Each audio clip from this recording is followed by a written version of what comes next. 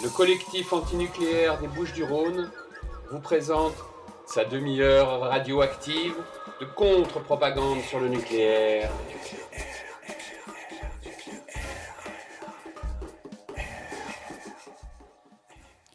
Vous êtes bien sur Radio Galère, dans la demi-heure radioactive, émission animée par le collectif antinucléaire des Bouches-du-Rhône, les 2e et 4e mardis du mois, en direct à 14h15. Nous considérons que nous sommes tous et toutes les cobayes de l'industrie nucléaire et que nous sommes tous et toutes les victimes potentielles d'une prochaine catastrophe. C'est pourquoi nous pensons que nous n'avons pas d'autre choix que de s'informer et d'agir, et c'est ce que nous nous efforçons de faire ici. Alors aujourd'hui, j'avais envie de parler de la lutte antinucléaire, de son échec. On n'a aucun réacteur fermé en France et on a des projets en cours, l'EPR, ITER, Astrid, on prolonge les réacteurs nucléaires. Alors on est un certain nombre à poser comme préalable à toute réflexion sur la lutte antinucléaire et à la création d'un mouvement conséquent. Donc de poser la notion d'arrêt immédiat de la filière nucléaire. Pour nous, alors on est considérés comme les vilains petits canards du mouvement antinucléaire, il s'agit bien d'une revendication de base qui n'est pas négociable et qui ne peut en aucun cas être soumise à de quelconques conditions préalables.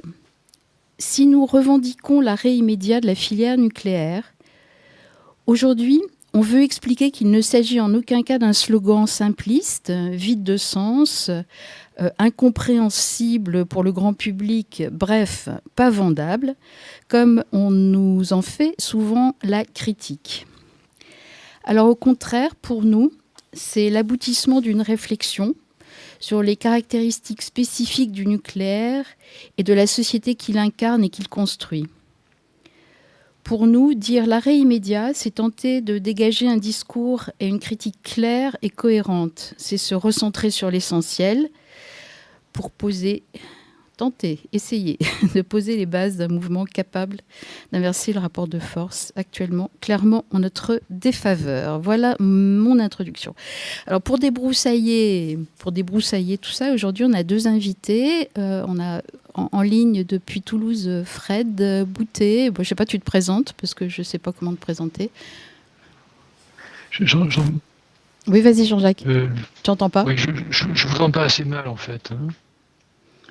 Allô ? Oui. Moi je t'entends bien. Tout a l'air de fonctionner correctement. Donc tu es bien. Il faut que je tende l'oreille. Vraiment, j'entends pas. D'accord. On va essayer de régler ça pendant que Fred, tu peux te présenter. Allô ? Ça fait une quinzaine d'années que j'ai commencé à m'intéresser au nucléaire, que j'ai rencontré des militants traditionnels, moins traditionnels, enfin des militants de tout poil, et que j'ai un peu fait la synthèse de tout ce que j'ai rencontré et tout ça m'a amené à militer et à m'inscrire, à essayer de concevoir quelque chose qui s'approche de ce que tu as décrit au début, là, l'arrêt immédiat. Voilà. Bien. Et puis avec nous, qui a l'air de nous entendre très très mal, on a Jean-Jacques Delfour qui est philosophe et qui est l'auteur d'un ouvrage excellent que je vous recommande évidemment, qui s'appelle La condition nucléaire. On donnera les coordonnées exactes à la fin de l'émission. Je voulais commencer par... il y a eu un congrès qui a eu lieu, un congrès d'antinucléaire, je mets congrès entre guillemets, mais à Angers cette année, là au mois de février. Et tu avais écrit un petit texte que j'aimais bien, parce qu'il y avait des voix vraiment extrêmement dissonantes sur ce que c'était que la lutte antinucléaire.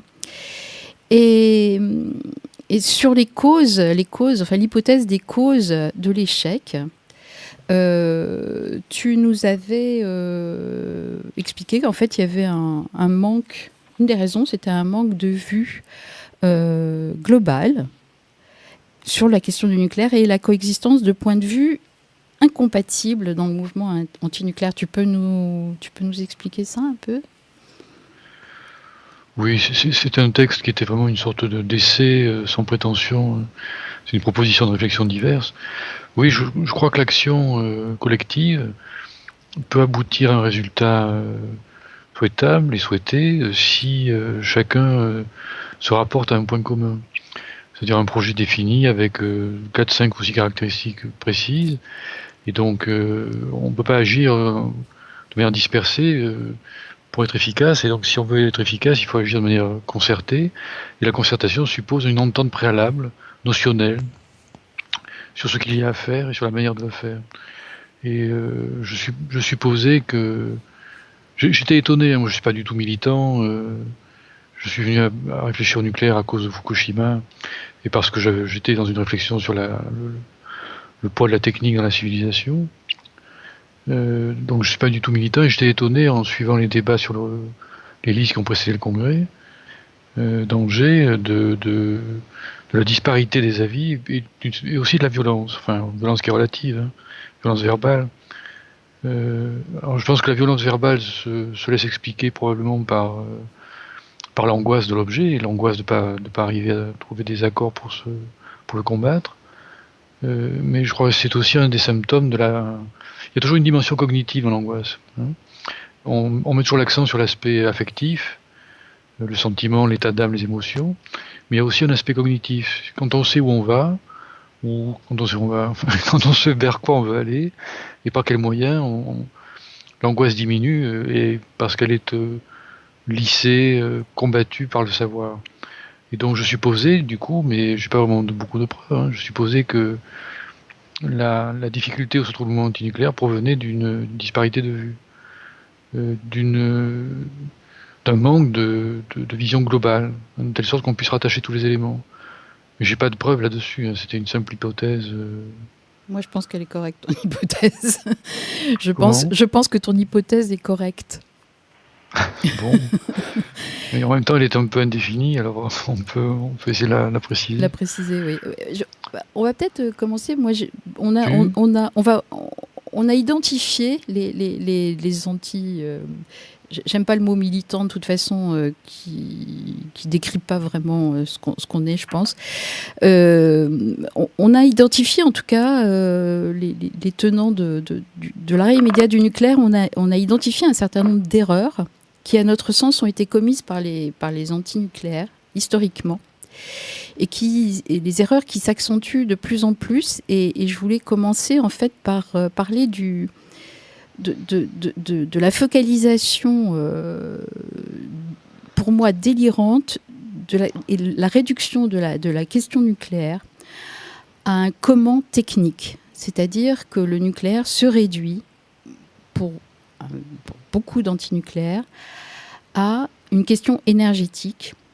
Et on fait croire que s'il y a une cause énergétique, alors la solution, elle sera énergétique. Je sais pas, Fred, est-ce que parce que là, je crois qu'on se retrouve bien là-dessus. Tu veux commenter là-dessus, peut-être? Et surtout économique, en fait. Parce qu'en fait, une des grandes caractéristiques du mouvement antinucléaire, ce qu'on appelle antinucléaire, en fait, on pourrait très bien critiquer le fait qu'on l'appelle antinucléaire, mais l'association Réseau Sortir du Nucléaire, qui elle a une logique économique, c'est-à-dire que elle prend pour base qu'elle est dans une situation d'une entité dans un monde économique et qu'elle doit gagner de l'argent et qu'elle doit, pour survivre, elle doit gagner de l'argent. Et ça en fait une caractéristique complètement autonome. C'est-à-dire que ce qui la régit, en fait, ce qui l'anime, les tenants et les aboutissants qui l'animent, c'est cette caractéristique-là, et elle seule. Donc cette logique économique, en fait, c'est une erreur fondamentale, puisqu'en fait, au lieu de fédérer des gens qui, effectivement, luttent contre le nucléaire, luttent contre l'omerta, le blackout médiatique, au lieu de les fédérer, eh bien, en fait, elle agit de manière complètement autonome, uniquement pour gagner de l'argent, pour récolter des dons, et l'angoisse dont parlait Jean-Jacques Delfour aussi, c'est l'angoisse de ne pas réussir à récolter suffisamment de dons pour pouvoir survivre, et c'est l'angoisse de perdre son job, donc de perdre voilà, c'est cette angoisse-là que je ressens moi dans leur truc. Donc effectivement, ça c'est une erreur fondamentale, c'est-à-dire qu'aujourd'hui, on a quelque chose qui dévie complètement le sens de la lutte antinucléaire vers une logique économique qui n'a absolument rien à voir. On voit d'ailleurs qu'un des arguments centraux de ce qu'il raconte là, c'est bien que le nucléaire ça coûte cher. Hein, donc on voit bien qu'on est dans une logique. Et en disant ça, il faut préciser aussi que c'est pas ce que je dis moi, c'est que j'ai pas dit qu'il fallait pas d'argent pour lutter contre le nucléaire. J'ai pas dit qu'il fallait pas, si on pouvait se payer, je sais pas moi, des encarts dans le monde et puis des publications dans Sciences et Vie, je serais pas opposé à ce qu'on se le fasse. Seulement, c'est pour délivrer quel message. Et puis, voilà, c'est pas une opposition au fait qu'aujourd'hui on utilise les moyens qu'on a, donc forcément, si on a des moyens d'argent, pourquoi pas.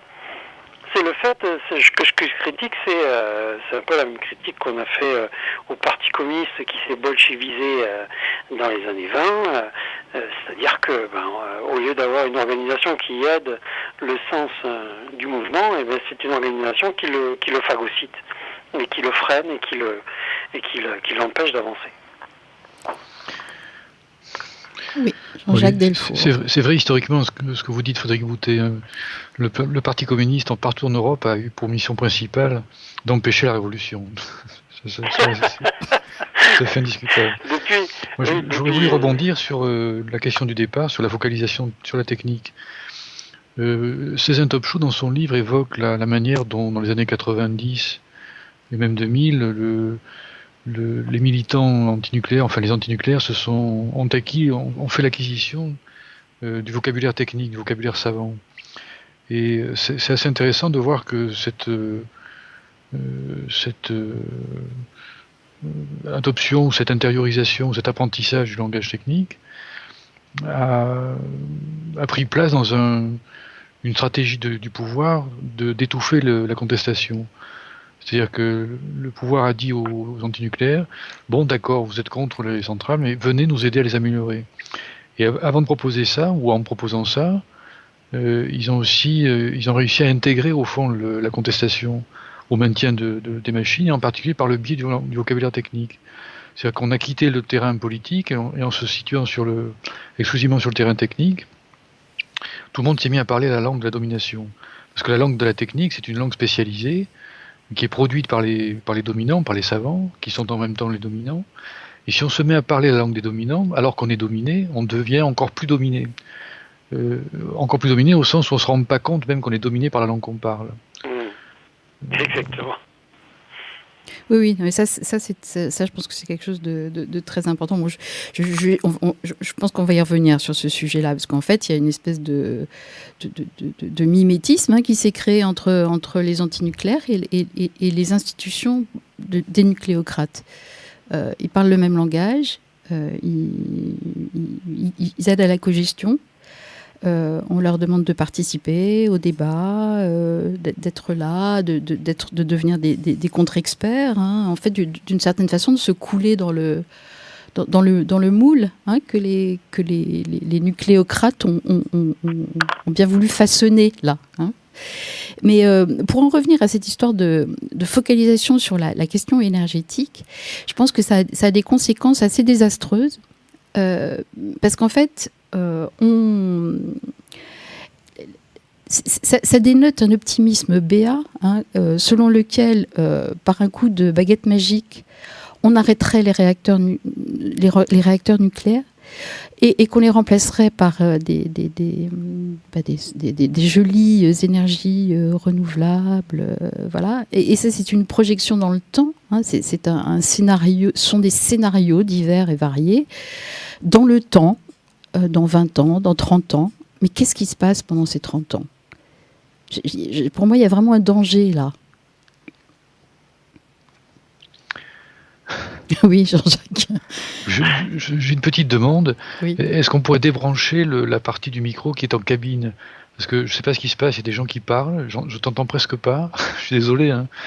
Oui. Mais j'entends ce qui se passe dans la cabine. Oui, non, c'est pas agréable du tout. La table de mix, on va régler ça. C'est réglé ? Du coup, c'est un son qui est important et qui qui fait que je t'entends plus. Donc je sais pas, j'ai compris que tu parlais d'énergétique, mais après... Bon, d'accord, alors je vais répéter. Ouais, en fait, Oui, il y a vas-y. des gens effectivement qui font un pari sur l'avenir, dans le sens qu'il n'y a pas d'urgence. Que, en fait, ils le disent eux-mêmes, que en fait, ils parient qu'il n'y aura pas de catastrophe nucléaire. Donc ils sont dans le déni de réalité, en fait. Ils font comme si on envoie des chemins de fer sur le rail, on envoie des bagnoles sur les routes. Il y en a qui y a des accidents. Et ça peut arriver aussi aux centrales nucléaires. Et donc ce déni là de catastrophe, on le voit, hein, il a lieu sur pas mal de... Par contre, effectivement, notre perception à nous, qui est faite de nos rencontres. Parce que moi, par exemple, j'ai rencontré Yuri Bondajewski. Bon, pour ceux qui ne connaissent pas, c'est peut-être pas le temps, là, on n'a pas le temps d'expliquer, mais quand on a rencontré ces gens-là, on sait qu'est-ce que c'est qu'une catastrophe nucléaire, et on ressent l'urgence, on ressent le besoin de faire tout pour les arrêter, ces catastrophes, ou du moins réduire le risque au maximum, c'est-à-dire fermer les réacteurs, arrêter les réacteurs. Et quand on entend des gens qui disent qu'ils se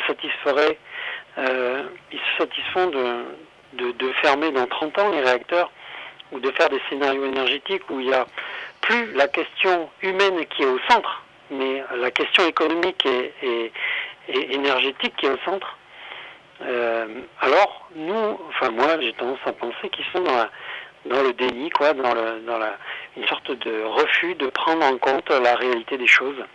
Voilà. C'est un peu ça, j'imagine, dont tu parlais. Oui, c'est tout à fait ça. Et c'est reporter à plus tard les échéances dont il faut parler ici et maintenant. Et je sais pas, Jean-Jacques, là, ça va mieux, tu nous entends maintenant? Oui, je vous ai entendu là. Ben. Oui, je suis d'accord avec Frédéric Boutet, le déni de réalité est massif, mais il a commencé très tôt. Enfin, le général Groves en 1945 s'était douté qu'il y avait quelque chose qui allait pas. Et dès son voyage à Hiroshima, quelques mois après l'explosion, il est revenu en expliquant que tout allait bien, que les morts par irradiation étaient peu nombreux, c'était surtout la bombe en explosant qui avait fait des morts, et donc on avait affaire à une bombe normale entre guillemets, efficace mais normale. Et à tout moment, presque en permanence, il y a une logique du secret et du mensonge qui a été mise dans le marbre avec l'accord OMS-AIEA de 59, mais qui est pratiquée de fait parce que l'atome a d'abord été militaire. Donc il y a une vieille tradition de mensonge et de déni de réalité qui coïncide avec une autre piste de réflexion qui vient de la façon dont fonctionnent les industriels. C'est-à-dire que pour le nucléaire civil, le souci c'est de produire de l'énergie électrique, le souci principal c'est de produire du profit. Bon. Et donc tout ce qui peut nuire à la production du profit est passé sous silence. L'histoire de l'industrialisation et de la pollution le montre très bien. Les industriels mentent toujours. Quand ils finissent par être obligés d'avouer, ils minimisent, ils font des contre-expertises, ils bricolent un truc technique pour dire si on fait ça, est-ce que ça vous va, ou si on vous rachète vos terres, est-ce que ça vous va. Donc tout un ensemble de stratégies qui ont été bien décrites par les historiens, qui permettent aux industriels de continuer leur activité et d'obtenir du profit. Donc le double déni militaire qui paraît normal, hein, qui semble justifié par la guerre, le secret défense, etc., et l'autre déni des industriels conduit à produire une situation qui est complètement verrouillée, quoi. La chose étant aggravée par la complexité du discours, la convocation du mythe de la science incompréhensible et puissante, qui rajoute encore une couche et qui conduit à une sorte de sidération. On ne peut pas en parler parce que c'est militaire, il ne faut pas le dire que c'est toxique parce que ça rapporte du fric, et troisièmement, le nucléaire est une langue incompréhensible, intimidante, un peu comme une religion. Donc tous ces facteurs ont un effet de paralysie. Et il faut en effet rencontrer Bandajewski, par exemple, l'anatomopathologiste biélorusse qui a fait de la prison parce qu'il avait montré que les radiations internes étaient nocives. Il faut rencontrer des gens qui lèvent un coin de voile et réfléchir à partir de cette levée de coin de voile pour en effet briser tous ces dénis et se rendre compte que l'urgence est permanente. Une urgence permanente, c'est une notion qui est compliquée. Hein. Si on peut dériver un peu sur la question de ce que c'est qu'un arrêt immédiat. Je voudrais qu'on laisse ça pour la notion d'urgence est centrale, mais elle est, comme toutes les notions normales, j'allais dire, construites par la civilisation depuis des siècles sont mises en question par le nucléaire. La notion d'immédiateté ou d'attente ou d'urgence, ces notions sont transformées ou sont modifiées. Il suffit de penser à la question de la catastrophe. Le nucléaire, c'est pas juste une catastrophe qui a lieu un certain jour. C'est un phénomène permanent. Or, la notion de catastrophe, telle qu'on la connaît depuis des millénaires, pour les êtres humains, ça désigne un événement toujours bref, quoi. Enfin, finalement assez bref, qui s'arrête un jour ou l'autre. Or, un événement qui ne s'arrête pas, comme une sorte de tsunami permanent ou un cyclone permanent, on ne peut pas le penser, ça. Ça correspond à rien dans notre expérience, et on n'a rien qui soit déposé dans la culture qui puisse répondre à ça. Et je crois que c'est pour ça qu'on est troublé, arrêt immédiat ou pas. Alors, la traduction d'instantanéité ne convient pas non plus, parce que on ne peut pas l'arrêter, le nucléaire, en fait, au fond. On ne peut pas en sortir, donc le réseau nucléaire apporte un nom. Ça, on ne peut pas en sortir, mais on peut arrêter les réacteurs. Hein, on peut pas en sortir parce que effectivement il y a des déchets. Parce qu'on est dedans, quoi. On est dedans, mais on peut arrêter les réacteurs nucléaires. Les radionuclides sont en nous, et nous sommes dans un environnement dans lequel il y a des radionuclides partout. Les déchets sont là pour 200 000 ans, mais les radionuclides qui sont libérés, qui sont peinants dans la nature, qu'on mange, qu'on boit, qu'on respire, qu'on avale en faisant diverses choses, ils sont là pour toujours. Donc on peut pas sortir du nucléaire. Alors l'arrêter. Effectivement, l'arrêter en général, on ne peut pas non plus, parce que la radioactivité vit sa vie, si on peut dire. Enfin, donc ce qu'on peut arrêter, ce sont les réacteurs en fonctionnement. Oui. Alors c'est beaucoup plus modeste, mais c'est pourtant la seule chose à quoi on peut parvenir, quoi. Oui, quand on parle d'arrêt immédiat, on parle bien de l'arrêt immédiat de la filière, hein, c'est-à-dire l'arrêt des exploitations des mines d'uranium et pour alimenter les réacteurs. Ça. Je voudrais juste revenir sur le fait effectivement de la démesure, hein, que c'est un objet démesuré. Qui n'est pas compréhensible, qui n'est pas appréhendable facilement. Et je vais en revenir aux antinucléaires, enfin au mouvement en général, simplement pour dire qu'en fait, pour moi, il y a eu une espèce de mise au point de stratégie d'évitement. Hein. C'est-à-dire, comme on ne peut pas regarder de façon frontale cet objet-là qui fait tellement peur, on a la frustration de l'échec, on a l'impuissance, et donc on développe des stratégies d'évitement. Alors les stratégies d'évitement, c'est se préoccuper des normes, c'est se préoccuper des scénarios de sortie, c'est se préoccuper de l'extension des zones à évacuer en cas de catastrophe, c'est la participation aux comités locaux d'information, c'est tout ça qui donne l'impression qu'on se bat contre le nucléaire. Et il y a quelque chose pour moi là qui est vraiment fondamental, c'est aussi le soutien à ces scénarios du type négawatt. Arrêt des réacteurs nucléaires en France dans 22 ans. Et moi, je voudrais vous faire passer là un petit extrait de M. Salomon, qui est un des auteurs du scénario négawatt, hein, qui prône l'efficacité, toujours l'efficacité, la sobriété et le recours aux énergies renouvelables. Et je lui posais la question l'année dernière pendant le tour Alternatiba, je lui posais la question de savoir pourquoi ils n'avaient pas envisagé de faire un scénario, après Fukushima, un scénario un tout petit peu plus réaliste, hein, par rapport à un peu moins lent. Un peu moins lent. Et voilà ce qu'il me répond. Ah, si ça veut bien partir. Eh ben, ça ne veut pas partir. Si, ça veut partir. Ah. On va l'appeler. Il va la répéter. Bon, on n'entend rien. C'est pas grave. Bon, tu peux répéter ce qu'il a dit. Non, je ne veux pas répéter parce que je veux que ce soit lui qui le dise et parce que moi, là, vraiment, pour moi, c'est le déni dans toute son horreur. Est-ce qu'on peut avoir le fichier, le DR 000042 de M. Salomon? Il faut écouter l'ancien Premier ministre japonais qui était en première ligne au moment de Fukushima. C'est absolument impressionnant ce qu'il raconte, la façon dont ça s'est passé. Et donc, à un moment donné, il a songé évacuer Tokyo. C'est quasiment impossible. Il dit même maintenant, aujourd'hui, des contacts ont eu lieu avec le gouvernement australien pour évacuer les Japonais vers l'Australie. Enfin, ils en étaient là, à un moment donné, de la panique totale qu'il y a eu sur quelques heures. Donc, extrêmement grave. Mais, en même temps, un scénario sur lequel on arrête le nucléaire du jour au lendemain, c'est aussi faire de la casse. C'est faire de la casse sur le plan économique, c'est faire de la casse sur le plan social, c'est faire de la casse sur le plan de l'emploi. C'est un peu, si vous voulez, appuyer sur le bouton rouge de la machine outil. Ok, on arrête tout de suite, mais après derrière, on ne sait pas ce qui se passe. Ça peut être une option que je trouve absolument respectable. Mais j'aimerais bien qu'elle soit étudiée en termes de conséquences. Voilà. Sachant qu'il n'y a pas eu d'accident. Hein. On est dans un vrai pari. On est obligé de faire ce pari-là, qui est évidemment tout à fait effrayant. Oui, il fait un pari.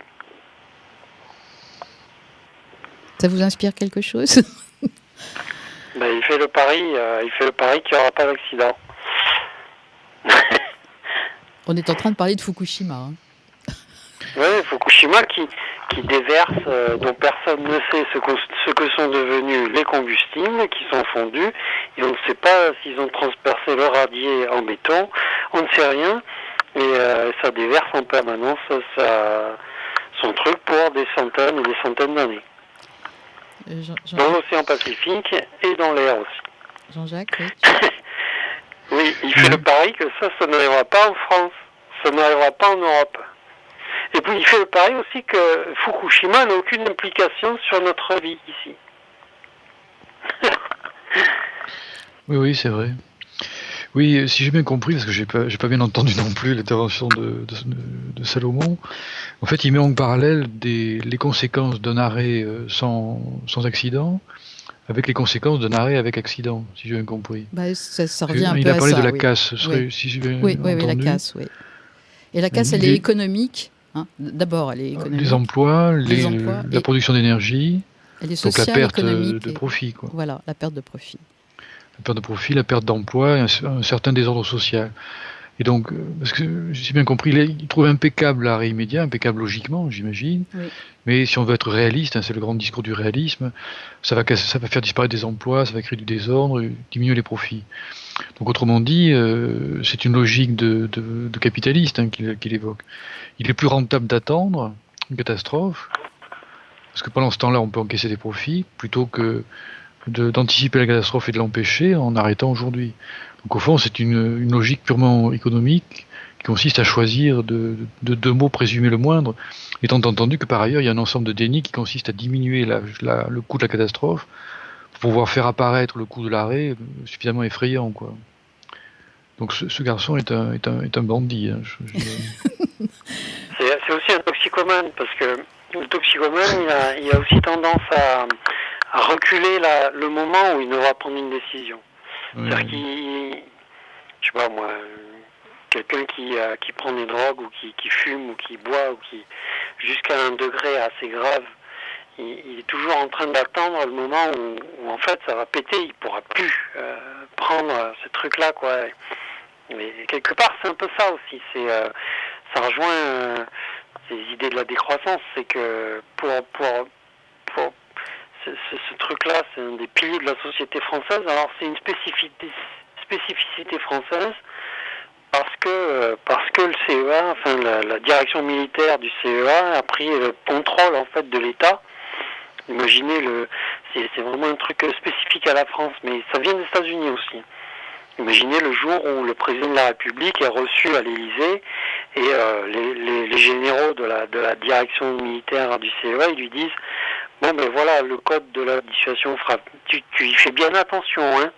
On te dira quand est-ce qu'il faut le déclencher, mais tu le gardes bien dans ta poche, hein, et tu le gardes.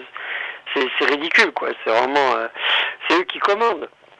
Donc cette spécificité française, là, on l'a, quoi, et on doit faire avec.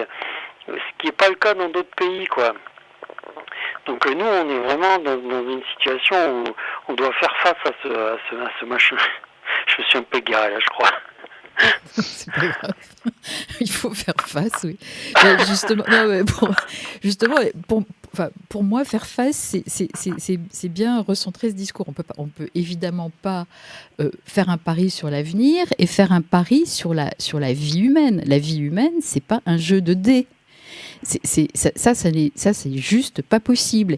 Et quand 80% du mouvement antinucléaire soutient le scénario négawatt et soutient ce genre de propos, c'est qu'il y a un grave problème. C'est qu'on n'est pas arrivé à comprendre ce que c'était que le nucléaire. Parce que là, j'aimerais bien qu'on parle... Oula, il est déjà... C'est de parler des spécificités de l'atome. C'est ce que Jean-Jacques Delfour a décrit dans son livre, la condition. Qu'est-ce que c'est que cette condition nucléaire ? Qu'est-ce que c'est que cette société, ces dangers, cette irréversibilité, et puis toute cette société qui protège le nucléaire, la société du mensonge, la société du contrôle, par tous les moyens les plus insidieux, en fait. C'est ça qu'il nous faut... C'est là que je dis qu'il faut recentrer le débat. Je ne sais pas si... Oui, Jean-Jacques Delfour, philosophe. Je comprends l'idée. Je me demande si quand tu dis 80%, tu t'appuies sur une impression, quoi. Une expérience. L'expérience. 4 fois sur 5, on te dit, mais finalement, le scénario de Négawatt, c'est pas mal, quoi. Oui. Oui, mais il y a sans doute un désir sous-jacent qui est un désir d'être rassuré. Et finalement, un type qui propose un scénario à 20 ans, c'est quelqu'un qui a l'air de savoir qu'il ne se passera rien, qui a une sorte de boule de cristal, Oui. et qui sait que pendant les 20 ans qui viennent, il ne va rien se passer de notable. Et qui sait aussi que ce qui s'est passé depuis Tchernobyl ou Fukushima n'est rien de notable. Donc il y a un désir de se rassurer, parce que Frédéric Boutet disait tout à l'heure que le CEA, les généraux sont eux qui commandent, plus ou moins parce que le pouvoir politique en 52-53, au démarrage du CEA, avait annoncé qu'il s'agirait d'une recherche un usage du nucléaire qui serait pacifique. Et Pierre Guillaumat, qui était le maître d'œuvre du machin au début, a compris, lui, a traduit ce discours-là en disant bon, il faut préparer la bombe. Je ne sais pas exactement comment ça s'est passé historiquement en parlant, mais enfin, il semble attester, j'ai lu ça dans Gabriel Hecht, sur le rayonnement de la France, que les ingénieurs et scientifiques actifs au CEA ont compris immédiatement, entre les lignes, quand la demande était d'acquérir la bombe. Alors peut-être que De Gaulle l'a dit, ou je ne sais pas qui, mais enfin... Oui, je crois que chronologiquement, c'est un peu l'inverse, mais... Et donc la chose est créée en France, enfin la bombe est recréée ici, enfin en France, explosée en Algérie, en Polynésie, etc. Et on peut plus s'en débarrasser. Tu vois, enfin quand on dit sont eux qui commandent, en un sens c'est pas faux, mais en un autre sens, quand la chose nucléaire est là, c'est elle qui décide de tout. Et ceux qui ont un pouvoir de décision à son sujet sont très limités en réalité. Leur pouvoir de décision, il consiste à juste dire on va pas déclencher la guerre tout de suite, on va attendre un peu, on va pas arrêter les centrales, elles sont rentables, elles fonctionnent, mais ils ont une action qui est assez négative, enfin une sorte d'inaction. Ce que je veux dire, c'est que on a l'impression qu'ils ont le pouvoir, mais en fait ce sont les êtres radioactifs qui ont le pouvoir. C'est comme un type qui introduit un guerrier dans son équipe, qui explique aux autres si vous n'êtes pas d'accord avec moi, je vous envoie Hulk. Et Hulk est tellement grand, tellement énorme, tellement immense que tout le pouvoir passe son temps à le contrôler, à le calmer, à lui dire tout va bien se passer. Je dis Hulk d'autant plus facilement que c'est justement un personnage mythique imaginé dans les années 60 et qui aurait été irradié, qui aurait subi une irradiation dans un laboratoire. Donc tout ça pour dire que a une telle puissance que tout se passe comme si, parce que on peut pas dire qu'elle commande au sens où elle aurait des intentions et une volonté, mais tout se passe comme si c'était elle qui commandait.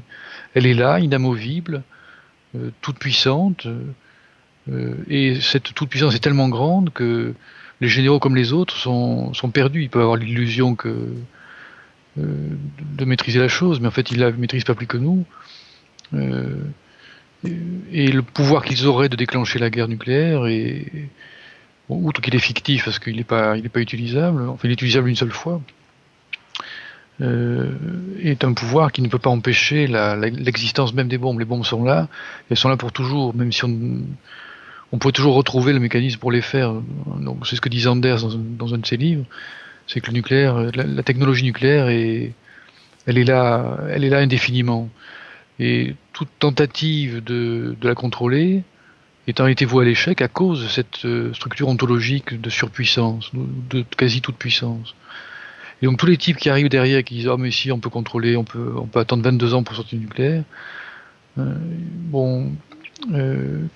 ils jouent un rôle d'écran et de paravent, et ça permet à peu près à tout le monde de détourner le regard de ce qui est monstrueux, c'est-à-dire une sorte de génocide permanent, quoi. Un génocide lent.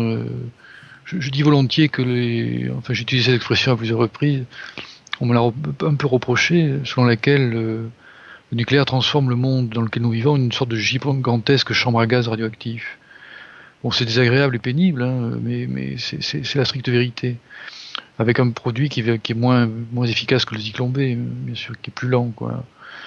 Mais cette dimension totalitaire ou totalement génocidaire du nucléaire, c'est une sorte c'est ça aussi un fait totalement nouveau. On peut tuer 200 000 personnes en 5 secondes. C'est quand même grâce à une petite bombe genre Hiroshima. C'est quand même une efficacité extraordinaire par rapport au génocide classique qui est fait à la main, genre Rwanda, où on peut tuer quand même 800 000 personnes, c'est trop long. Oui, parce qu'il y a quelqu'un qui nous attend dans la régie pour prendre la suite. Donc, mais excuse-moi de t'interrompre, hein, tiens, on va rester sur le génocide radioactif, comme ça va nous permettre de conclure correctement. Voilà. Alors, le génocide radioactif, quand nous on parle d'arrêt immédiat de la filière nucléaire, c'est bien parce que on met en avant cette histoire-là, quoi. C'est un crime, c'est un pari avec la vie. Pour nous, c'est une obligation morale de dire l'arrêt immédiat du nucléaire. Je crois que je dis nous, mais enfin là, je donne mes convictions personnelles pour une fois.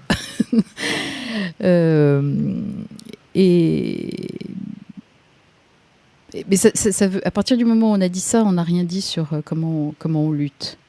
Hein. Non, parce que il faut aussi déconstruire ceux qui prennent arrêt immédiat que pour blackout, comme Salomon qui dit que c'est la casse, c'est de la casse. C'est de la casse, mais la casse. c'est de la casse, pas pour tout le monde en fait, hein, quand même. Quand on arrête les réacteurs, c'est sûr, c'est de la casse pour ceux qui ont de l'emploi dans les réacteurs.